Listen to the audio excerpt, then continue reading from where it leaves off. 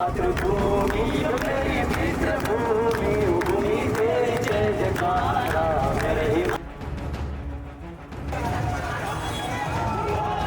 परसों ही सीएम धामी ने ये प्रेस कॉन्फ्रेंस में कहा है कि अगले सत्र में वृहद स्तर का भू कानून आएगा। एक लाखों लोगों की भावनाएं अपने मूल निवास के प्रति होने के बावजूद, मजबूत भू कानून को लेकर होने के बावजूद सरकार बहुत गंभीर नहीं है।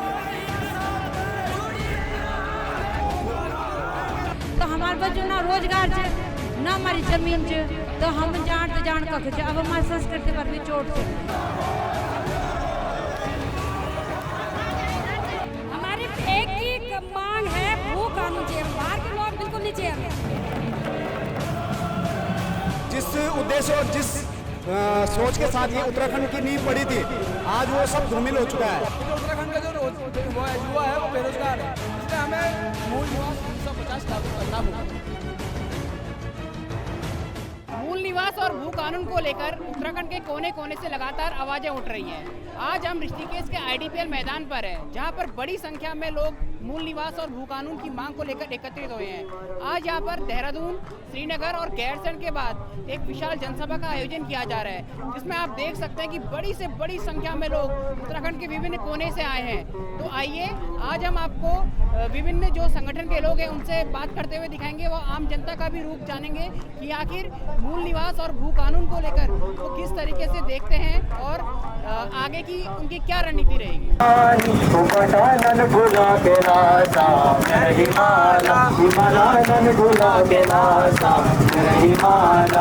आज भू कानून समन्वय समिति के आह्वान पर ऋषिकेश में यह स्वाभिमान महारैली हो रही है। यहाँ पर बड़ी संख्या में हम देख सकते हैं कि युवा पहुँचे हैं, बुजुर्ग पहुँचे हैं, माताएं पहुँची हैं और उत्तराखंड में भू कानून और मूल निवास 1952 की मांग को लेकर लगातार अपना प्रदर्शन जारी रख रहे हैं। निवास की मांग को लेकर ऋषिकेश के आईडीपीएल मैदान में युवाओं का एक समूह आया हुआ है। बहुत अच्छे और जोशीले जनगीतों के साथ, गिरधा के गीतों के साथ, गिरधा की कविताओं के साथ इन्होंने यहाँ पर अपनी बात रख रहे हैं। हम बात करेंगे इन युवाओं से और जानेंगे क्या कुछ बातें और इनके मन में है, क्या विचार इनके साथ जानना चाहेंगे। सबसे पहले भाई आपका नाम क्या है?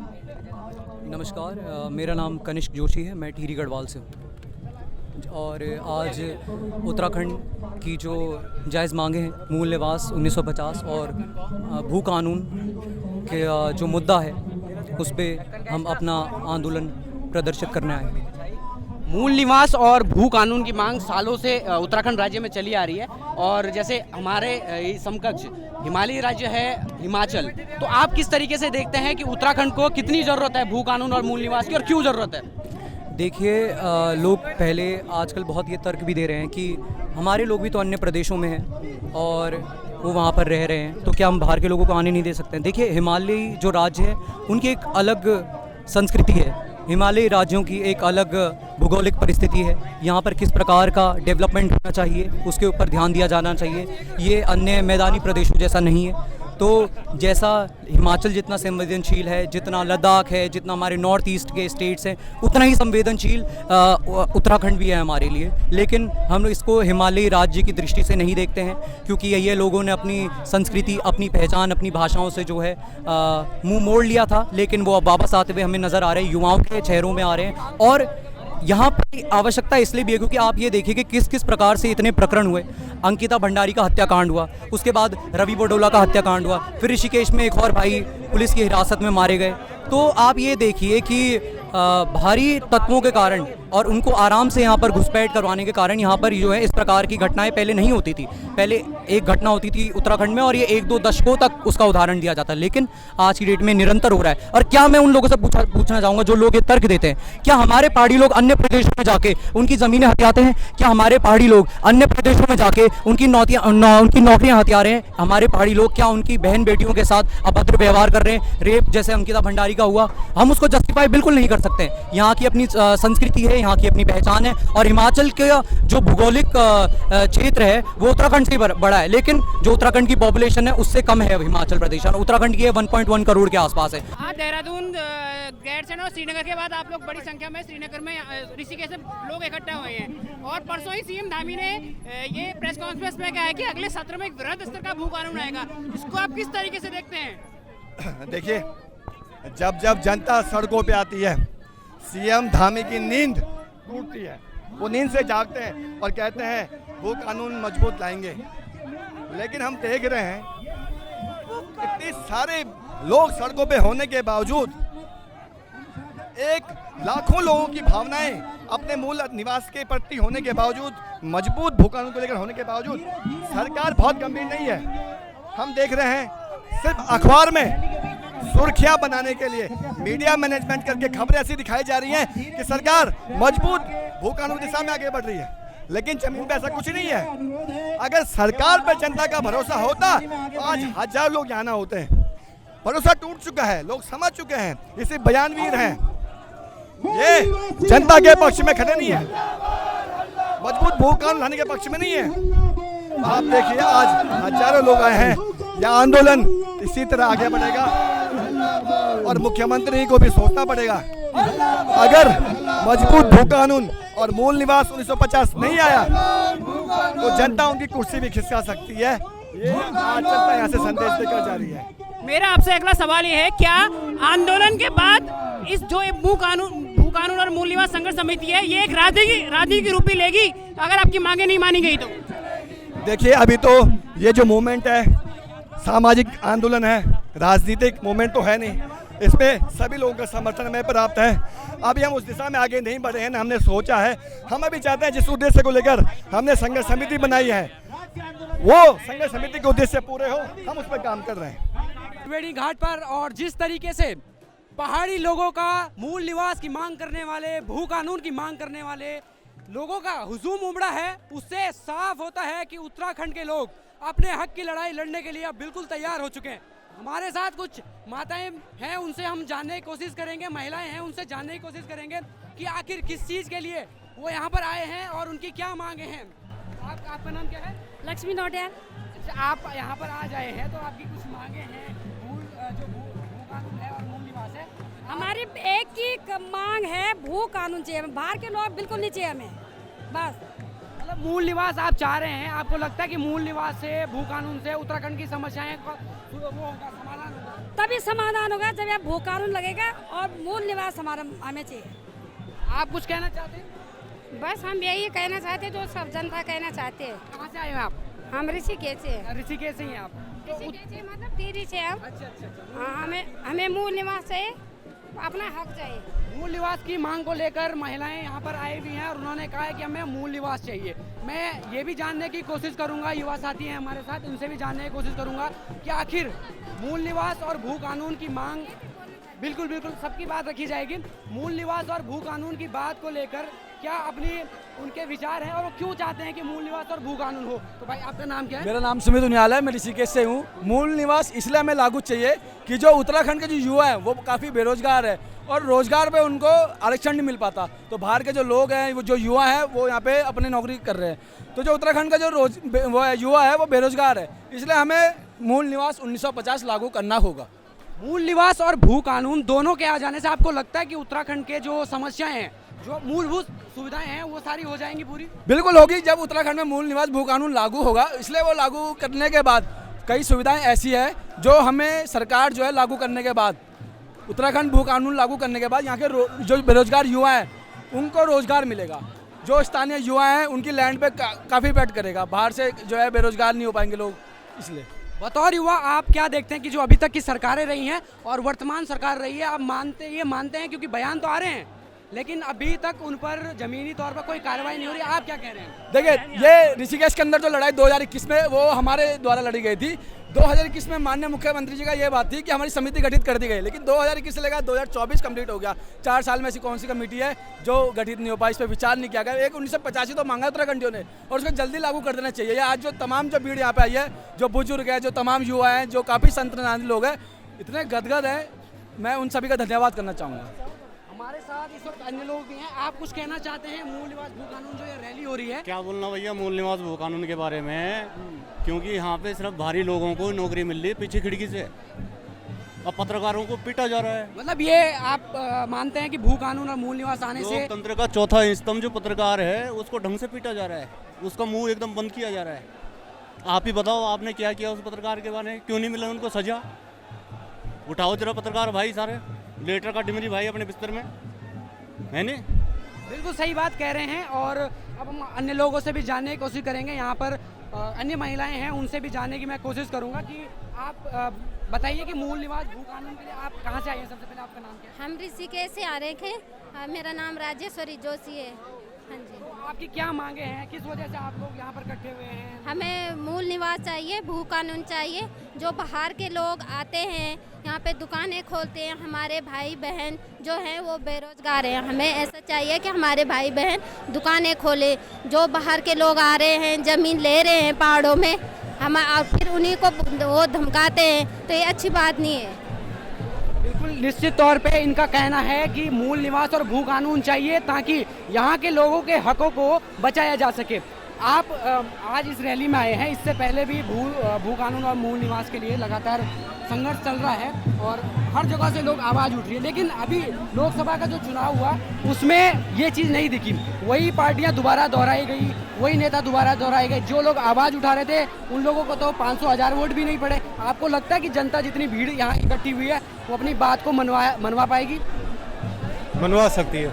मतलब आप ये देख रहे हैं क्योंकि आपने अभी जो रिसेंट में चुनाव हुए उन चुनावों के जो परिणाम आए, आप उनसे ये मानते हैं कि जो लोग आपके सांसद बने हैं वो लोग आपकी आवाज़ को उठाएंगे? उठानी पड़ेगी उनको। ठीक है, निश्चित तौर पे आप देख सकते हैं हर किसी का एक ही मत है कि उन्हें मूल निवास और भू कानून चाहिए। नमस्कार, मैं भिलंगना क्षेत्र टिहरी से हूँ, जहाँ से कि बडोनी जी की कर्मस्थली रही है और उन्होंने उत्तराखंड की संरचना का जो सपना देखा था वहीं से देखा है।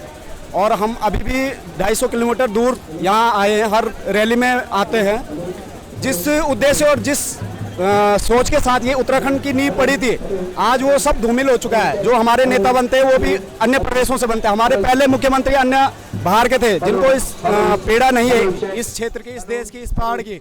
लेकिन आज हम भटक चुके हैं। हमारे जो आज मुखिया होते हैं, हमारे जो आज नेता होते हैं, वो भी अच्छी और सुंदर नीतियां नहीं बना पा रहे हमारे लिए। इस वजह से हमें 24 साल पुरानी लड़ाई को आज जीवित करना पड़ रहा है। तो हम उसी आवाज़ को लेके आज यहाँ आए हैं। आज यहाँ पे बड़ी संख्या में जनसैलाब उमड़ पड़ा है। आप भी क्या इस आंदोलन के हिस्से में आ रखे हैं? तो आप कहाँ से आ रखे हैं? ऋषिकेश ओनली। हाँ। आप देख रहे होंगे आज बड़ी संख्या में लोग सड़कों पे उतरे थे। तो इसको किस तरीके से देखते हैं? क्या सरकार आम जनता के हित में फैसला लेगी भू कानून और मूल निवास के ऊपर? ये तो बहुत चुनौती भरा सवाल है क्योंकि बता नहीं सकते। हमारी उम्मीद यही है कि सरकार हमारे साथ दे, लेकिन मतलब मुश्किल भी हो भी सकता है। मतलब कोई भरोसा नहीं है सरकार का भी। तो अगर सरकार इस पर कोशिश कर रहे हैं कि सरकार हमारा साथ दे। अगर सरकार इस पर फैसला नहीं लेती है तो आगे आप इसको किस तरीके से देखते हैं? आगे और रैलियां होंगी और आंदोलन होंगे और हम इसे लेके ही मानेंगे। हम ऐसे तो छोड़ने वाले नहीं हैं। सड़कों में बड़ी संख्या में जनसैलाब उमड़ पड़ा है भू कानून और मूल निवास की मांग को लेके। आप इसको किस तरीके से देखते हैं और सरकार इस पर आगे क्या कार्रवाई करेगी? ऐसी एक विपक्षी दल होने के नाते आपको क्या उम्मीद है? देखिए, जिस तरीके से राज्य के अंदर जो ज़मीनों की खरीद फरोख्त कहें और मूल निवास का जो निरंतर एक आम जन के अंदर आक्रोश है, कहीं ना कहीं सरकार को इसमें गंभीरता से सोचना चाहिए और कड़े नियम कानून से जो भी सरकार जल्द से जल्द कड़े से कड़े फैसले ले, ताकि जो यहाँ पर हमारी ज़मीनें हैं, हमारे लोग मूल निवासी हैं, उनको उनका हक मिले। और सरकार को ये चेतना भी होगा, क्योंकि इसी सरकार अभी जो निरंतर आप देखिए कि 2 बार से राज्य में भाजपा की सरकार है और कहीं ना कहीं राज्य के अंदर मैं कहूँ चाहे एक बड़ा मुख्यमंत्री के आँख के नीचे साफ मतलब भू कानून की धज्जियाँ उड़ाई जा रही है और निरंतर ऐसी धज्जियाँ उड़ाई जा रही है और आम जन जो उत्तराखंड का है वो परेशान हो रहा है अपने मूल अधिकारों के लिए। तो सरकार को इसके ऊपर कड़ी से कड़ी जल्द से जल्द कार्रवाई करनी चाहिए, ऐसा हमारा मानना है। नहीं तो आने वाले समय में इस आंदोलन को हम बड़ी रूपरेखा के साथ खड़े रहेंगे और पूरी आम जन का सहयोग करेंगे। इसमें जो भी यहाँ पर आम जन की भावनाओं को हम आगे लेके जाएंगे। बतौर मुख्य विपक्षी दल यहाँ पे हमने देखा कि कांग्रेस पार्टी की तरफ से कोई मतलब जो उनके स्टेट चाहे प्रदेश अध्यक्ष की बात कहें या नेता विपक्ष की बात कहें, कोई बड़ा नेता आज हमें यहाँ पे दिखा नहीं है। तो क्या कांग्रेस भी इस आंदोलन के पक्ष में है या कहीं ना कहीं कांग्रेस भी एक बैलेंस बनाने के तौर पर इसको देख रही है? सब लोग सभी नेता यहाँ पर अभी हैं। ओम गोपाल रावत जी भी यहाँ पे हमारे साथ हैं और आज मैं ये कहना चाहूँगा कि जरा आज करण मेहरा जी के भाई की डेथ हो गई, तो इस कारण वो भी अपना, और हमारा लगातार जो जनहित के मामले हैं उत्तराखंड के, चाहे अपना भू कानून है, निरंतर चाहे हम महिला उत्पीड़न की बात करें, विपक्ष सड़कों में उठाने का काम कर रहा है। और सदन में भी हमारे विधायकों ने, अभी जो गैरसैंण में हुआ उसमें भी निरंतर हमारे विधायकों ने, माननीय विधायकों ने उत्तराखंड के प्रारूप में जो भी आम जन के मुद्दे उन्हें उठाने का काम निरंतर विपक्ष कर रहा है। इस वक्त यहाँ पर कुछ मातृशक्ति हैं जो कि पारंपरिक पोशाक में हैं, उनसे बात करेंगे और उनसे जानेंगे कि उनकी मूल निवास और भू कानून को लेकर वो क्या मांगे हैं और किसके लिए ये मांग की जा रही है। सबसे पहले मैं आप लोगों का नाम जानना चाहूँगा। आपका नाम क्या है? नंदिनी, मेरा नाम नंदिनी जोशी है। कहाँ से आए हैं? ये ऋषिकेश शामपुर। आप एक पारंपरिक पोशाक में यहाँ पर आए हैं, पारंपरिक पोशाक में आप लोग आए हैं, आप क्या संदेश देना चाहते हैं और मूल निवास भू कानून को लेकर आपकी क्या प्रतिक्रिया, क्या राय है? सबसे पहले तो ये है कि हमारे यहाँ, हमारे जो राज्य है उत्तराखंड राज्य, उसमें मूल निवास है और भू कानून है वो लागू होना चाहिए, ताकि यहाँ से लोग, जो बाहर के लोग हैं, वो ज़मीन ना खरीदें। और उस कारण जो अभी मूल निवास जैसे लागू नहीं है, उस कारण यहाँ गलत काम बड़ों के साथ हो या छोटों के साथ हो, ड्रग्स, ये सब कुछ यहाँ पर होता है। तो इसलिए, और प्लस हम इसलिए ट्रेडिशनल पहन के आए हैं, इसलिए हम गढ़वाली यूनिफॉर्म पहन के आए हैं, ताकि हम लोगों को मैसेज कर सकें कि आप भी अपना, जब भी शुभ कार्य या जो भी होता है, जैसे हम रैली में पहन के आए हैं, आप लोग भी ऐसे पहन के आए हैं और अपने उत्तराखंड का नाम भी उजालें। बहुत अच्छी पहल आप लोगों की है, आप अपनी संस्कृति को भी बचा रहे हैं और उसको आगे बढ़ाने के लिए जब भी मौका मिलता है आगे आ रहे हैं। मैं आपसे जानना चाहूँगा, आप हैं कहाँ से और आपका नाम क्या है? भाई मेरा नाम कुसुम जोशी है, मूल रूप से मैं रुद्रप्रयाग रहने वाला हूँ। नशा मुक्ति के क्षेत्र में 2010 में काम कर दूँ, पूरा पहाड़ में घूमे हूँ, पूरी मातृशक्ति से मैं जागरूक करी। हमारे प्रदेश में 13 शराब की फैक्ट्री लगी जन, ऋषिकेश धर्म नगरी से, योग नगरी से, आध्यात्म नगरी से, यून अपने राजस्व प्राप्ति का वास्ता यून ग्रोसरी का नाम पर कम से कम 20 से 25 दुकान ये भूमि में खोली। ऋषियों की भूमि चाहिए और हमारा कल्चर भी खराब करी। अब देख लिया आप, आज हमारे बच्चों के पास रोजगार नहीं है। भैरक लोग एक होना चन, भैरक लोग 1-2 साल पहले होना चाह, और हम लोग 1950 हमारे पूर्वज पता नहीं कब बेटी नक्शन, वो हमारे बच्चों के रोजगार नहीं। स्थायी निवास में जो 2 साल पहले वो स्थायी निवास, तो हमारे बच्चों ना रोजगार च ना हमारी जमीन च, तो हम जान कख च। अब हमारी संस्कृति पर भी चोट च। तो हम लोग में ये मूल निवास का सदस्य छूँ और हम एक तारीख बड़ी लगातार लोगों तक जागरूक करना चाह कि आप बाहर आवा। आज हम लोगों ने इतना मेहनत करी कि पूरी मातृशक्ति, आज युवा शक्ति, बुजुर्ग शक्ति, छात्र, सरकारी कर्मचारी सब लोग आज सड़कों में चल। तो मैं उनको बहुत बहुत धन्यवाद कर दूँ, प्रशासन को बहुत बहुत धन्यवाद कर दूँ। बिहार हम SDM साहिब से भी मिली जा, उन बोली हमारे पहाड़ी लोग बहुत सीधा साधा होने, हम लोग कोई दंगा नहीं कर रहा, फसाद नहीं कर रहा। किले की ऋषिकेश में ना बहुत सारा यात्री होना, तो आज संडे च ना बहुत भीड़ भाड़ रही, और ये आज स्वच्छ टप्पा खोड़ा चेचन, तो ना एक बार मना कर थे वो, लेकिन हमने उन्हें रिक्वेस्ट करी तो उन्होंने भी जन भावना को समझते हुए उन्होंने हमारा सहयोग किया। और हमको ना अपना मूल निवास से ऐसे ना हमारे अंकिता भंडारी के साथ गलत हो जाता है, कोई हम लोगों कोई बोलने वाला नहीं है। और सरकार बाहर वाले लोगों को यहाँ बुला रही है, रोजगार उनको दे रही है, और जगह जगह होटल है, रिजॉर्ट है, वो बाहर वालों के, हमारे उत्तराखंडियों के तो नहीं है। तो ये इतनी पीड़ा है हमारे अंदर ना, इसीलिए हम यहाँ पे आए हैं और अपने ट्रेडिशनल यूनिफॉर्म में। तो आपने देखा, मूल निवास और भू कानून के लिए पहाड़ के लोग सड़कों पर अब उतर चुके हैं, त्रिवेणी घाट पर आ चुके हैं, माँ गंगा के चरणों में आ चुके हैं और उन्होंने तय कर लिया है कि वो वास्तव में अब भू कानून और मूल निवास की लड़ाई को तेज करेंगे।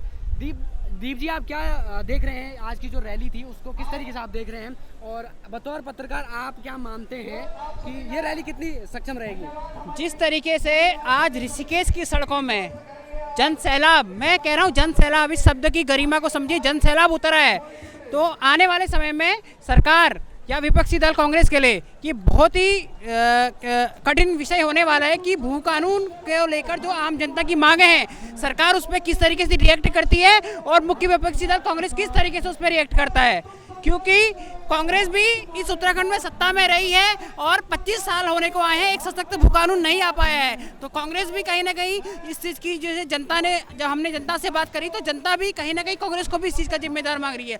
तो ये दोनों राजनीतिक दलों के लिए एक बहुत ही कठिन विषय है कि वो इस विषय पर किस तरीके से रिएक्ट करते हैं। तो आपका कहना है कि कुल मिलाकर अगर देखा जाए तो यहाँ पर एक बहुत बड़ा आंदोलन तैयार हो चुका है जो जन आंदोलन का रूप ले रहा है, और निश्चित तौर पर आप एक राजनीतिक विकल्प भी मुझे लगता है कि आपके कहने का अर्थ ये था। बिल्कुल बिल्कुल, देखिए कहीं ना कहीं से आंदोलनों से हमेशा राजनीतिक रूप लिया ही लिया है। चाहे हम जेपी आंदोलन की बात करें, वहाँ से नीतीश कुमार, लालू प्रसाद, रामविलास पासवान जैसे लोग निकले। चाहे हम 2011 में अन्ना आंदोलन की बात करें, वहाँ से अरविंद केजरीवाल के रूप में आम आदमी पार्टी निकली।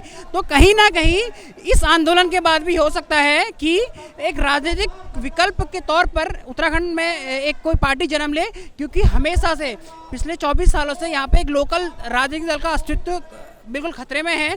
तो जनता भी कहीं ना कहीं ये चाहती होगी कि एक स्थानीय विकल्प उतरे। तो मैं इसको एक विकल्प के तौर पे भी देखता हूँ। तो ये पूरा आंदोलन जो चल रहा है, उस आंदोलन की आगे की क्या रणनीति होगी, कितना आगे ये जाएगा, क्या ये आंदोलन राजनीतिक पार्टी के रूप में उभरेगा या कोई अन्य चीज़ निकल के आएगी, इसी सारी अपडेट के लिए बने रहिए देवभूमि लाइव के साथ।